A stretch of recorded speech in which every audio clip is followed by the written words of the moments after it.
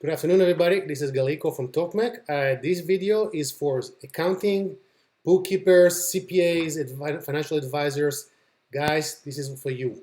A lot of times when we meet clients, we get these questions especially for accounting.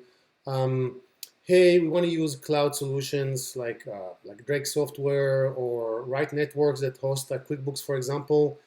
And then this is where the dance between the accounting and the company starts.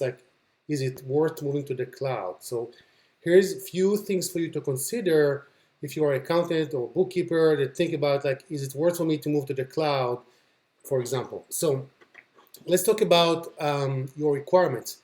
Depending on how many clients you have, how many files you handle, are they using QuickBooks Online or they are local? Do you do you manage their full QuickBooks file, for example, for them? In this case, you need to store it on your machine. Usually you will have a server, it's your accountant will log in and can work on that. But when you move to the cloud needs to store all this information. That means, think as the cloud is like you are using someone else's desktop to put your stuff in it. Most vendors like Drake or Right Networks will give you a small, 5 GB storage, but if you need more than that, storage is expensive. This is where hey, I have 20 clients that have big files and then I need to put everything on the cloud. You might pay actually more for the storage than you'll pay for the service itself.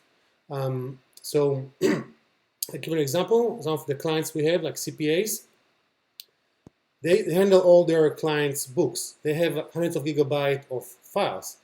So one of the clients we had is hey, I want to go to the cloud, but again, their storage needs, they want 200 gigabytes on the cloud. Their monthly cost just for the storage is almost $1,000.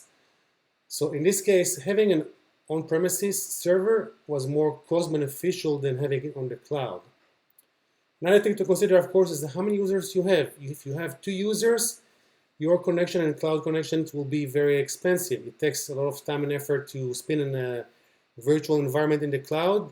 The more users you have, it might cost you less. Again, if you are 2 people, maybe I have a local